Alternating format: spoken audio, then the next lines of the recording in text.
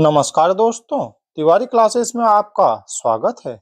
आज के इस वीडियो में समकालीन कहानी लेखन में महत्वपूर्ण स्थान रखने वाले लेखक ज्ञान रंजन द्वारा रचित एक बहुत ही प्रसिद्ध रचना पिता, इसी कहानी का सारांश, कथानक या अंतर वस्तु को समझ लेंगे।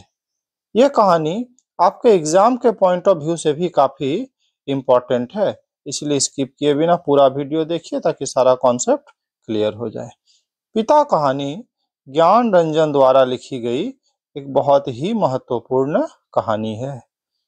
यह कहानी दो पीढ़ियों के बीच के संघर्ष को दिखाती है, लेकिन जैसे कि हम लोग दो पीढ़ियों के बीच के संघर्ष को देखते हैं, इसमें कुछ अलग तरह के संघर्ष को दिखाया गया है, जहाँ पे दो पीढ़ियों में ज्यादा अनबन नहीं है।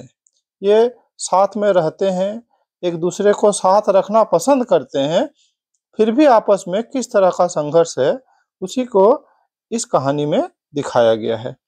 इसमें पुरानी पीढ़ी के अपने परिवेश से कटे चले जाने का दर्द है। इस कहानी में बदली हुई मानसिकता का भी अंकन है। ज्ञान रंजन ने आम आदमी की जिंदगी और उसकी उलझनों तथा जीवन के प्रति आस्था को अपनी कहानियों में अभिव्यक्त किया है। आधुनिक जीवन के संदर्भ में पुराने और नए मूल्यों के बीच की टकराहट, संयुक्त परिवार का विघटन, स्त्री पुरुष संबंधों में आ रहे बदलाव, सेक्स संबंधी नैतिकता अनैतिकता का द्वंद्व, दो पीढ़ियों के बीच पैदा हुए अजनबीपन आदि सभी प्रकार की प्रवृत्तियों को उन्होंने अपनी कहानियों का विषय बनाया है। और इस कहानी में हम लोग मुख्य रूप से पुराने और नए मूल्यों के बीच का टकराहट, इसी विषय पर बात करेंगे। पिता कहानी में लेखक ने दो पीढ़ियों के बीच वैचारिक संघर्ष को उजागर किया है। पुरानी पीढ़ी के पिता का दर्द है कि उसके बेटे पुरानी मितव्ययी संतोषी जिंदगी को छोड़कर फिजूल खर्ची तथा दिखावे की जिंदगी क्यों बिता रहे हैं, और नई पीढ़ी को पिता की मानसिकता, सुविधाएं होते हुए भी कष्ट वाला जीवन बिताना, ये सब देख के चिढ़ होती है और झुंझलाहट होती है। अर्थात यहाँ पे दो पीढ़ी की बात हो रही है। पिता पुराने पीढ़ी के हैं, उस समय अधिकतर लोगों को कष्ट हुआ करता था, पैसे की तंगी रहती थी, तो लोग मितव्ययी होते थे, सब कुछ बचा बचा के चलते थे। और अभी जो नई पीढ़ी है, इसका सोच थोड़ा अलग है। ये जीवन में ज्यादा खुशी मनाना चाहते हैं, ज्यादा जीवन को एंजॉय करना चाहते हैं। तो यहाँ यहीं पर दोनों पीढ़ियों के सोच में कुछ अंतर आता है। पिता अपने सोच को बनाए रखना चाहते हैं और बच्चे चाहते हैं कि पिता भी हमारे अनुसार थोड़ा अपडेट हो जाए। बस इतना सा ही बात है। इन दोनों पीढ़ियों के बीच का टकराव, तनाव और अलगाव के कारण है दोनों के बीच की सोच में गहरी खाई, जो कभी पट भी नहीं सकती। अर्थात जो एक सोच बन गया है, ये जल्दी से बदलना मुश्किल है। पिता रूढ़िवादी हैं, प्राचीन मान्यताओं और पुराने ख्याल के आदमी हैं। उस जमाने में जब चोर सेंध लगाकर घरों को लूट लिया करते, आज यह बात नहीं रही, लेकिन पिता को अब भी विश्वास है कि उनके खांसने खखारने से चोर उचक के भाग जाएंगे। अर्थात पहली जो मान्यताएं थी कि रात में अगर बीच बीच में खांसते खखारते रहे तो चोर उर नहीं आएंगे। उस समय का चोर कुछ और होता था, उसे छोटी छोटी चीजें चुराना होता था। वो खाने की चीजें चुराता था, डेली यूज की छोटी छोटी चीजें चुराता था। तो पिता को लगता है कि अब भी वही सिस्टम बना हुआ है, लेकिन अभी बदल गया है। अभी तो आप जानते हैं कि किस तरह से डिजिटल अरेस्ट हो रहा है, किस तरह डिजिटली लोग लूट ले रहे हैं, बैंकों को लूट ले रहे हैं, ऑनलाइन फ्रॉड हो रहा है। तो टेक्निक बदल गया है, लेकिन पिताजी को अब भी यही लगता है कि उसी टाइप का जो चोर उचक्के हैं आज आते रहते हैं, इसीलिए वो रात में बीच बीच में खांसते और खखारते रहते हैं, जो कि बच्चों को पसंद नहीं आता। शायद उन्हें यह भी विश्वास हो कि पंखे के नीचे उनके न सोने से बिजली के बिल में कमी आएगी। यह सोच उसकी आदत का एक हिस्सा बन चुकी है। अर्थात वो पंखे के नीचे रात में सोना भी नहीं पसंद करते हैं। उन्हें लगता है कि इससे क्या होगा, बिजली बचेगा। वह मितव्ययी हैं। उनके ये सिद्धांत है कि उतने पैर पसारियो जेते लंबी सौर। जैसे हम लोग बोलते हैं कि जितनी लंबी चादर उतना ही पैर पसारना चाहिए। इस सिद्धांत पर वे विश्वास करते हैं। अभी उनके घर में सारी आधुनिक सुविधाएं मौजूद है। जैसे बिजली का पंखा है, आधुनिक किस्म का बाथरूम है जिसमें शावर लगा है, वॉश बेसिन है। लड़के उनके लिए बिस्कुट तथा कुल्लू के सेब तथा बढ़िया धोती लाते हैं, परंतु वे कुछ भी नहीं लेते, और अगर लेते भी हैं तो बहुत नाक भौं सिकोड़ कर उन्हें बेस्वाद बनाते हैं और फिजूल खर्ची बताकर डांटते भी रहते हैं। अर्थात बच्चे चाहते हैं कि पिता भी इस तरह का जो जिंदगी है, अभी नया तरह का जो जिंदगी है, बढ़िया सा जिंदगी है, इसको एंजॉय करें। इसलिए बच्चे सब कुछ ला भी देते हैं, लेकिन पिता या तो लेने से मना कर देते हैं और बहुत जिद करने पर अगर ले भी लेते हैं, लेकिन डांटते रहते हैं कि क्यों ये सब खर्चा कर रहे हो, ऐसी बातें। तो स्वयं 2-4 आने कम करने के लिए घंटों धूप में सस्ते तांगे का इंतजार करते रहते हैं। गर्मी की शिद्दत से बचने के लिए रात भर खटिया की बांध को सुराही के पानी से तर करते रहते हैं और भीतर कमरे में पंखे के नीचे फिर भी नहीं सोते। अर्थात गर्मी उन्हें भी लग रही है, सुराही के पानी से अपने पेट को ठंडा करने का प्रयास भी कर रहे हैं, लेकिन घर में जो पंखा चल रहा है वहां वो नहीं सोएंगे। कष्ट सहिष्णुता, संतोष और मितव्ययता को उन्होंने विरासत में पाई है। इस प्रकार वह रूढ़ियों से चिपके हैं, तुनक मिजाज हैं, कंजूस हैं और परिवार के सुख को ही अपना सुख मानने वाले संतोषी जीव हैं। हाँ, यहाँ पे उनकी ये विशेषता है कि वो परिवार का सुख को बहुत ज्यादा पसंद करते हैं। इसलिए बच्चे जब फिजूल खर्ची करते हैं, आनंद मनाते हैं, खर्च करते हैं, तब वो ज्यादा परेशान नहीं होते। वे चाहते हैं कि मुझ पर ज्यादा खर्च ना हो। वो खुद को ही मितव्ययी बनाए रखना चाहते हैं। हाँ, स्वाभिमान उनकी व्यक्तिगत विशेषता है, जो प्राय उनके वर्ग तथा उनकी पीढ़ी के लोगों में कम ही मिलती है। उन्हें पता है कि बेटी की पढ़ाई में उनके बड़े बेटे ने धन खर्च किया था। बेटा आगे चलकर कोई एहसान न जताए, उसका अपमान न करे, ताने न दे, इसीलिए वो उतनी रकम जोड़कर बेटे के हाथ में पासबुक थमा देते हैं, जा बेटा इससे तू निकाल ले अपना पैसा। तो इस तरह से मतलब स्वाभिमानी तो हैं।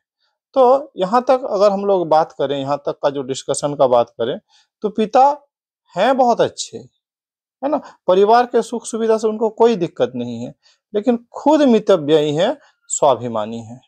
इसी स्वाभिमानी वृत्ति तथा आत्मनिर्भर होने के कारण वो जिद्दी हो गए हैं। वो अपनी मान्यताओं और अपनी पसंद को लेकर न किसी दुविधा में है और न ही कोई समझौता करने के लिए तैयार हैं।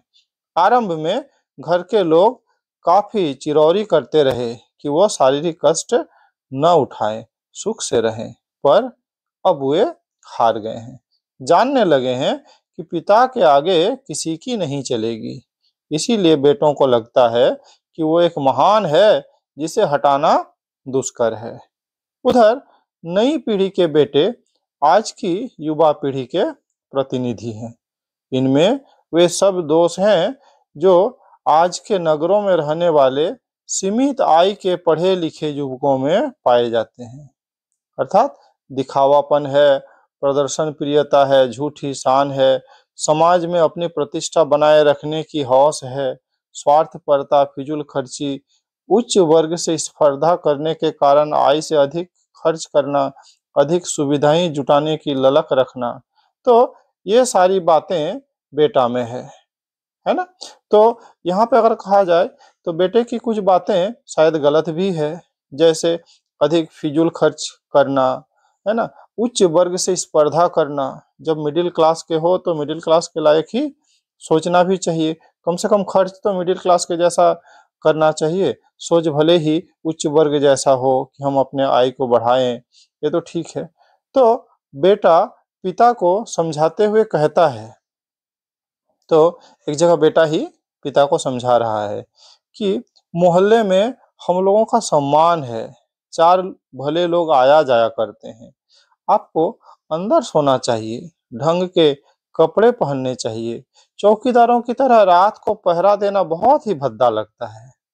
लेकिन पिता की अड़ में कोई झोल नहीं आता, उल्टा सीधा पता नहीं कहाँ किस दर्जी से कुर्ता कमीज सिलवा लेते हैं, टेढ़ी जेब, बटन ऊंचे नीचे लगा होना, ऐसे में ही वो सभा सोसाइटी में चले जाते हैं। घर भर को बहुत बुरा लगता है। बेटा पिता की दिनचर्या और रहन सहन को देखकर समझता है कि पड़ोस के लोग उन्हें गरीब और पिछड़ा समझेंगे। इस विचार से वो मन ही मन घुटन महसूस करता है। कभी कभी तो समझने लगता है कि पिता जानबूझकर हमें परेशान कर रहे हैं, उनकी बात अनसुनी कर उनकी उपेक्षा तथा अपमान कर रहे हैं, उन्हें दुख पहुंचा रहे हैं, उनके दिल को चोट पहुंचाना ही उनके व्यवहार के पीछे का एकमात्र कारण है। कभी कभी बेटे को ऐसा लगता है, जबकि वास्तविकता में यह नहीं है। पिता संतान को सुख सुविधाओं से वंचित नहीं रखना चाहते, स्वयं उनसे वंचित रहते हैं। इस प्रकार रहना उनकी आदत बन गई है और इसमें भले ही उन्हें शारीरिक कष्ट हो, वो मन से प्रसन्न होते हैं, अर्थात उन्हें मानसिक शांति जरूर मिलती है और उनके लिए मन का संतोष शरीर के सुख से बढ़कर है। आज जब संयुक्त परिवार के लगातार टूटते जाने से बूढ़ों की स्थिति काफी दयनीय हो गई है। जैसे हम लोग सुनते हैं कि वृद्धाश्रमों की संख्या बढ़ रही है, उसमें लोगों की संख्या बढ़ रही है, तो वो तो एक अलग बात है, लेकिन यहाँ पर उस तरह की बातें नहीं है।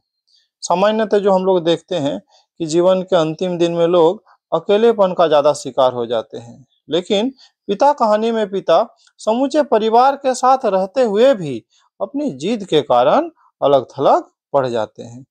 पिता कहानी में पिता का एक अपना अलग ही संसार बन गया है, उसमें वे किसी तरह का हस्तक्षेप नहीं सहन करते, वे पूरे परिवार पर पत्थर की चट्टान की तरह भारी पड़ जाते हैं। उनकी इच्छा के विरुद्ध कोई भी काम उनसे नहीं करवाया जा सकता। सत्य असत्य का निर्धारण भी वे अपनी कसौटियों पर करते हैं। अर्थात यहाँ पर पिताजी के साथ वो सब कोई दिक्कत नहीं है, नहीं, लेकिन वो खुद ही अपने जिद पे ही रहते हैं, जो उन्होंने अपने ठान लिया, अपना प्रिंसिपल बना लिया, अपना सिद्धांत बना लिया है, वे तो लाइफ लॉन्ग उसी सिद्धांत पर चलेंगे।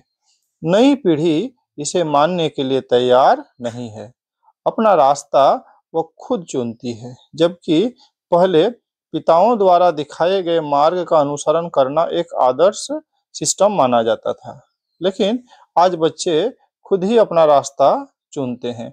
नई पीढ़ी ने आदर्श के इस लवादे को उतार फेंक दिया है। अब ऐसे में दो पीढ़ियों के संबंध में बदलाव आना लाजमी है और ज्ञान रंजन इन बदलते हुए संबंधों के कुशल चितेरे हैं। बहुत अच्छे से इन परिस्थितियों का इन्होंने वर्णन किया है। इस प्रकार इस कहानी के बीच टकराव के जो स्वर उभरते हैं, उनके प्रमुख कारण है नई पीढ़ी की बनावटी जिंदगी और दिखावे के लिए किया जा रहा फालतू खर्च। नई पीढ़ी इससे अपनी शान और इज्जत में इजाफा समझती है, पुरानी पीढ़ी इसे बेवजह खर्च करके जुटाई गई निहायत फालतू चीज मानती है। पिता कहानी के पिता की पुरानी पीढ़ी की आदतें नई पीढ़ी को गंवईपन और देहाती लगती है। उनका अतीत के प्रति लगाव नई पीढ़ी को जरा भी नहीं भाता। दो पीढ़ियों के बीच यही तत्व तनाव और अलगाव का कारण बनते हैं, लेकिन अलगाव और तनाव होने के बावजूद पिता का परिवार में उनका सम्मान और आदर है। तो इस तरह से एक नए तरह का संघर्ष को ज्ञान रंजन ने इस कहानी के माध्यम से व्यक्त किया है। तो ये था पिता नामक कहानी का सारांश। ऐसे ही आपके कोर्स के जो विभिन्न कहानियां हैं, उपन्यास है या फिर नाटक है, तो सबका सारांश आपको इस चैनल में मिल जाएगा। साथ ही अगर आप इग्नू के स्टूडेंट हैं तो इग्नू से रिलेटेड सारे सब्जेक्ट्स का वीडियो आपको इस चैनल में मिल जाएगा। इस वीडियो में मेरे साथ बने रहने के लिए बहुत बहुत धन्यवाद।